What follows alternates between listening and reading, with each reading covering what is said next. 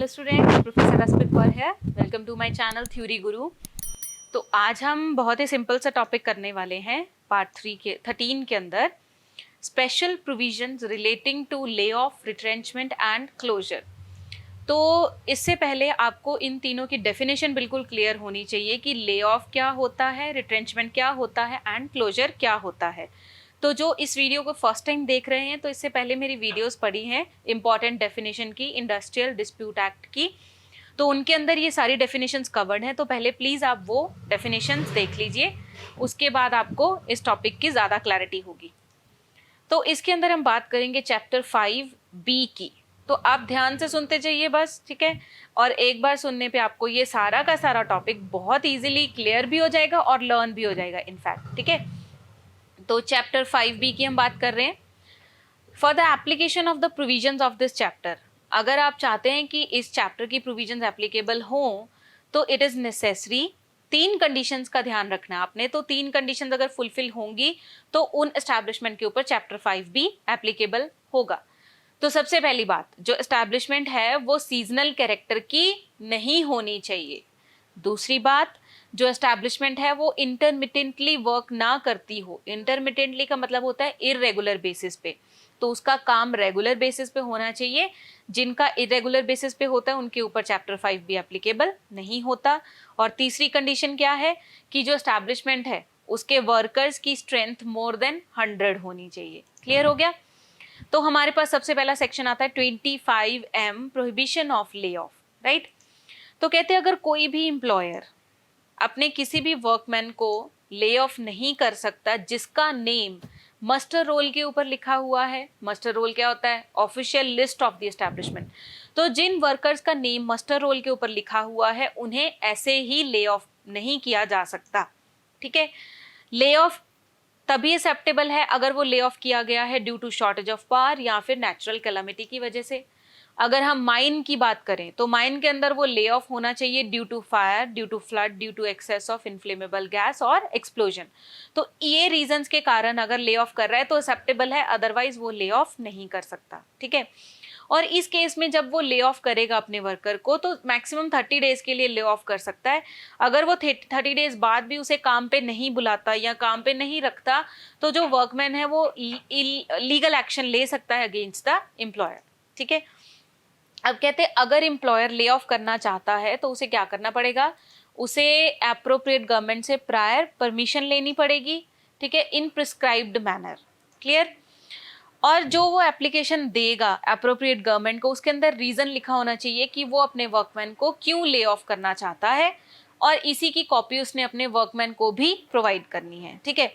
अब गवर्नमेंट क्या करेगी? जब गवर्नमेंट को एप्लीकेशन रिसीव हो जाएगी तो गवर्नमेंट ऐसे ही थोड़ी परमिशन ग्रांट कर देगी।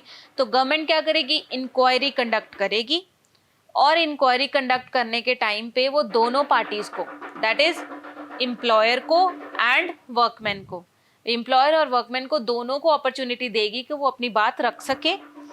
और जो गवर्नमेंट है वो after judging all the factors, सारे फैक्टर्स को अच्छे से जज करने के बाद ही अपना ऑर्डर सुनाएगी इन राइटिंग, ठीक है।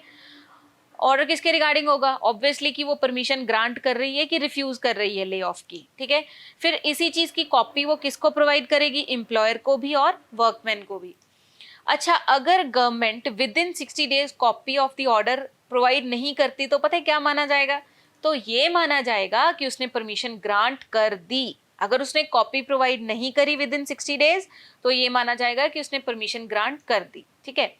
अब जो ये ऑर्डर होता है गवर्नमेंट का वो बिल्कुल फाइनल होता है और ये पार्टीज के ऊपर पूरे 1 साल के लिए बाइंड रहेगा। क्लियर। और तो और एप्रोप्रिएट गवर्नमेंट अगर चाहे तो वो खुद या on the application by employer और वर्कमैन वो अपने ही ऑर्डर को फिर से रिव्यू भी कर सकती है या फिर रेफर कर सकती है टू द ट्रिब्यूनल।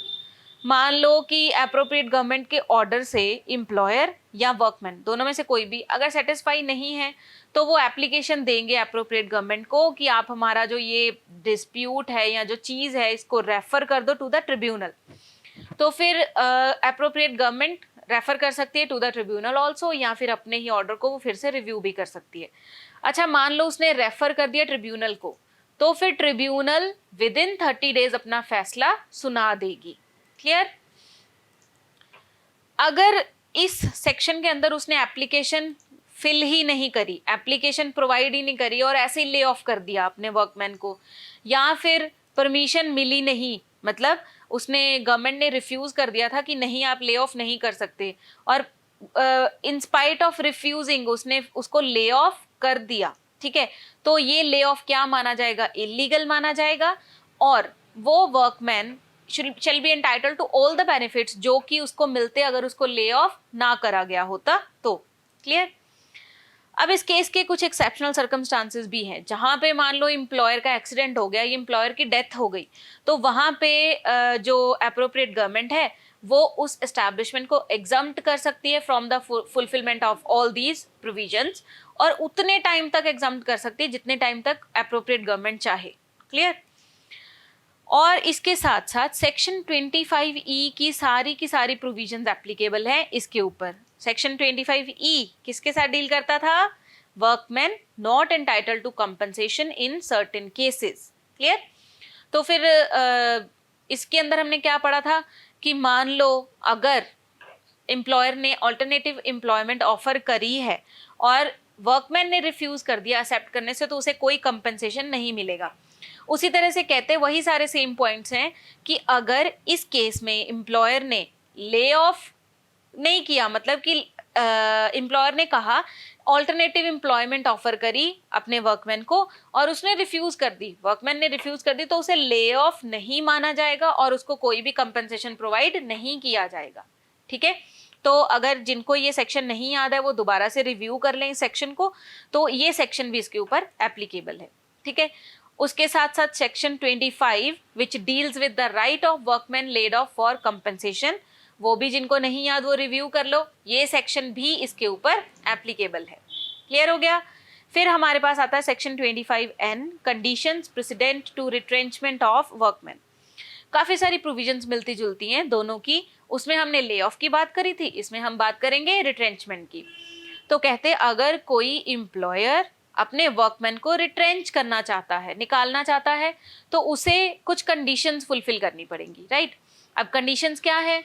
उसे नोटिस देना पड़ेगा वर्कमैन को कि वो उसे रिट्रेंच करने जा रहा है, निकालने जा रहा है, बिफोर 3 months। राइट? 3 months पहले उसे नोटिस देना पड़ेगा। अच्छा, अगर मान लो एम्प्लॉयर को इमीडिएटली रिट्रेंच करना पड़ गया वर्कमैन को, ठीक है, साथ के साथ उसे निकालना पड़ गया, तो जितना नोटिस का टाइम पीरियड है, कितना टाइम पीरियड है अभी मैंने आपको बताया 3 months का। राइट? तो 3 months की वेजेस पे करनी पड़ेंगी एम्प्लॉयर को टू द वर्कमैन। क्लियर हो गया? लास्ट वाली लाइन देखो, must pay wages for the period of notice. फिर अगर एम्प्लॉयर रिट्रेंच करना चाहता है तो उसे क्या करना पड़ेगा? ये बिल्कुल सेम पॉइंट है जो अभी हमने ले ऑफ में अभी डिस्कस किया कि उसे एप्रोप्रिएट गवर्नमेंट की प्रायर परमिशन लेनी पड़ेगी। हाँ जी, आप लोग बोलो, साथ साथ में लर्न हो जाएगा। प्रिस्क्राइब्ड मैनर में लेनी पड़ेगी परमिशन। एप्लीकेशन जो देनी है उसके ऊपर रीजन लिखा होना चाहिए कि वो क्यों अपने वर्कर को रिट्रेंच करना चाहता है, प्लस इसकी कॉपी किसको प्रोवाइड करनी है?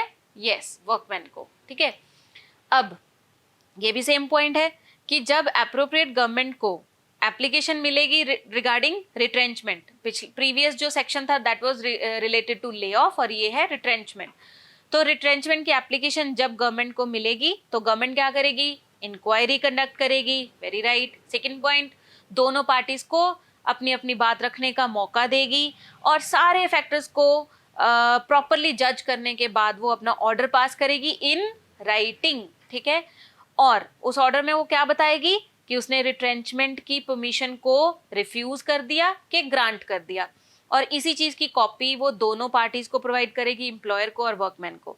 और अगेन अगर वो 60 डेज के अंदर अंदर copy of the order provide नहीं करती तो क्या माना जाएगा? कि उसने रिट्रेंचमेंट की परमिशन दे दी। Clear? Deemed to have been granted. अब आता है हमारे पास कि जो एप्रोप्रिएट गवर्नमेंट का ऑर्डर है वो क्या है? बिल्कुल फाइनल ऑर्डर है और ये 1 साल तक बाइंड रहेगा दोनों पार्टीज के ऊपर।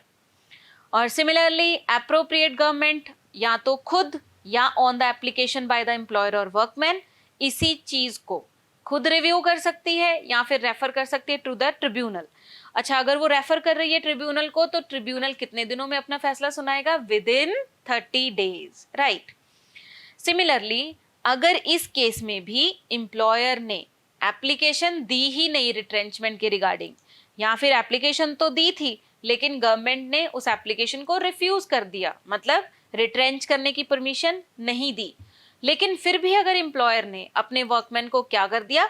रिट्रेंच कर दिया, तो वो रिट्रेंचमेंट क्या मानी जाएगी? बिल्कुल इलीगल मानी जाएगी, और वो वर्कमैन को सारे बेनिफिट्स मिलेंगे जो कि उसे तब मिलते अगर उसको रिट्रेंच ना करा गया होता तो।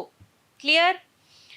देन अगेन इस केस में भी हमारे पास क्या है? कुछ एक्सेप्शनल सर्कमस्टांसेस। हाँ जी, ये भी आपको क्लियर होगा बिल्कुल।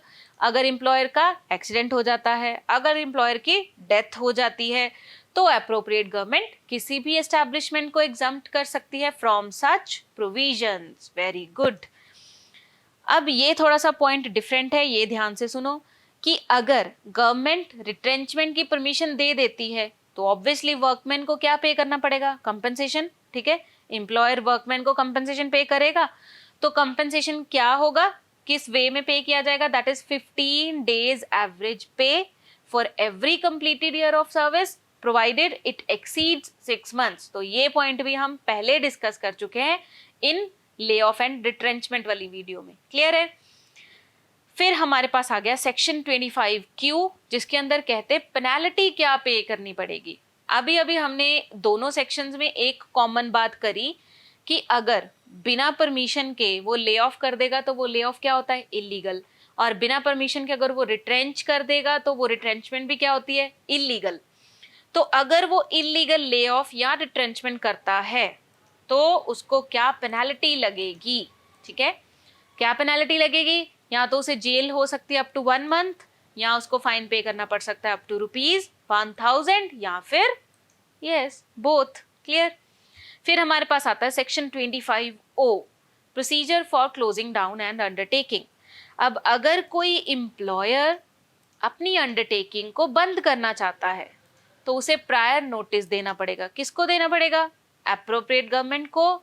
उसमें रीजन लिखा होना चाहिए कि वो अपनी अंडरटेकिंग को क्यों बंद करना चाहता है, और ये नोटिस उसने कितने दिन पहले देना है? 90 डेज बिफोर।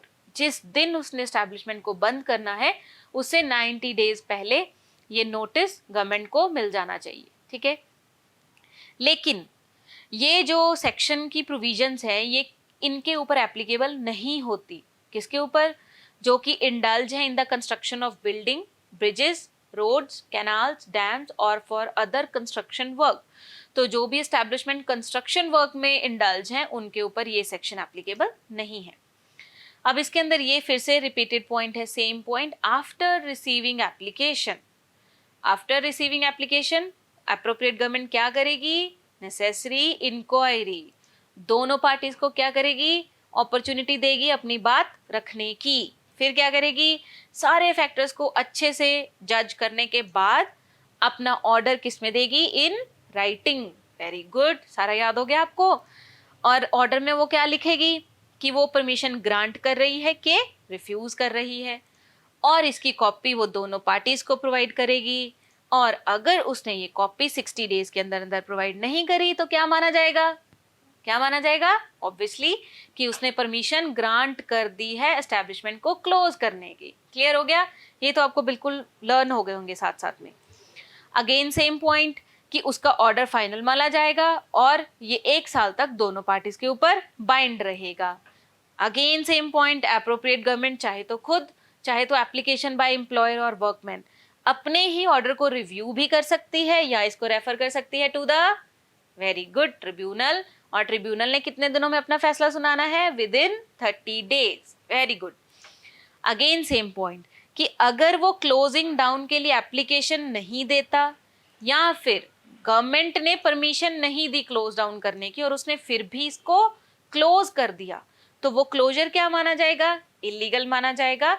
और जितने भी वर्कर उसके अंदर हैं उन सबको shall be entitle to all the benefits जो कि उनको तब मिलते अगर एस्टैब्लिशमेंट कंटिन्यू होती तो इसका मतलब वो सारे के सारे बेनिफिट्स उन्हें मिलेंगे जो कि एस्टैब्लिशमेंट के कंटिन्यू होने पे उनको मिलते। ओहो, फिर से आ गया एक्सेप्शनल सर्कमस्टांसेस। अब आप लोग खुद बताओ, एम्प्लॉयर अगर उसका एक्सीडेंट हो जाता है या उसकी डेथ हो जाती है तो अप्रोप्रिएट गवर्नमेंट एग्जाम्प्ट कर सकती है from this provision to any establishment for any time period. Clear? हाँ जी। अब इसके अंदर कहते हैं कि अगर क्लोजर की परमिशन मिल जाती है तो फिर वर्कमैन को कंपनसेशन पे करना पड़ेगा ना। ठीक है, एम्प्लॉयर क्या कंपनसेशन पे करेगा? This is also same, 15 days average pay for every completed year of service and provided it exceeds 6 months। Very good. अच्छा, अब आ गया section 25R, penalty for closure. तो इसमें कहते हैं कि अगर परमिशन ना मिलने के बावजूद उसने क्लोज डाउन कर दिया एस्टैब्लिशमेंट को, तो हमने अभी अभी पढ़ा कि वो कौन सी क्लोजर होती है? इलीगल। अब अगर इलीगल क्लोजर वो कर रहा है तो ऑब्वियसली उसे कुछ पे करना पड़ेगा। क्या पे करना पड़ेगा? उसे जेल हो सकती है अप टू 6 months और फाइन लग सकता है अप टू ₹5,000 या फिर दोनों। और अगर वो मान लो कि गवर्नमेंट ने रिफ्यूज कर दिया है ना कि नहीं, आपने अपनी एस्टैब्लिशमेंट को क्लोज नहीं करना, और उसने इस रूल को तोड़ते हुए क्लोज डाउन कर दिया, तो उसको इस केस में इम्प्रिजनमेंट हो सकती है अप टू 1 year या फिर फाइन अप टू ₹5,000 या फिर दोनों। और इतना कुछ होने के बावजूद भी वो नहीं मान रहा तो उसको फर्दर फाइन पे करना पड़ेगा। फर्दर फाइन कितना होगा? 2,000 पर डे। मतलब जितने दिनों तक वो गलती कंटिन्यू रखेगा, ठीक है, जितने दिनों तक वो गलती कंटिन्यू रखेगा उतने दिनों तक उसे पर डे के अकॉर्डिंगली 2,000 रुपीज एक्स्ट्रा पे करने पड़ेंगे। तो ये थी पेनाल्टी के regarding, right. This is the last section of this video. हाँ जी, सही सुना आपने, this is the last section of this video 25S। Very simple. कहते कि पहले मुझे ये बताओ हम कौन सा चैप्टर कर रहे हैं? चैप्टर 5B इस वीडियो के अंदर हमने डिस्कस किया। तो अब ये सेक्शन क्या कह रहा है? कहता certain provisions of chapter 5A की कुछ प्रोविजंस 5B के ऊपर भी एप्लीकेबल हैं। कौन कौन सी प्रोविजंस? सेक्शन 25B इसके ऊपर एप्लीकेबल है, 25D भी एप्लीकेबल है, 25FF भी एप्लीकेबल है, 25G, 25H, 25J। तो ये सारे के सारे सेक्शंस हम प्रीवियस वीडियोस के अंदर डिस्कस कर चुके हैं। तो वो सारे सेक्शंस इस चैप्टर के ऊपर भी एप्लीकेबल हैं। ठीक है, तो होपफुली आपको ये टॉपिक बिल्कुल क्लियर हो गया होगा। तो अगर आपको ये वीडियो अच्छी लगी तो प्लीज़ इसको सब्सक्राइब कीजिए, लाइक कीजिए और बच्चों के साथ शेयर कीजिए ताकि ज़्यादा से ज़्यादा बच्चे इस वीडियो का एडवांटेज ले सके ड्यूरिंग द लॉकडाउन पीरियड। तो जुड़े रहिए इसी तरह से हमारे चैनल थ्योरी गुरु के साथ, which is providing best confined theory notes of commerce. Thank you so much for watching. Have a nice day.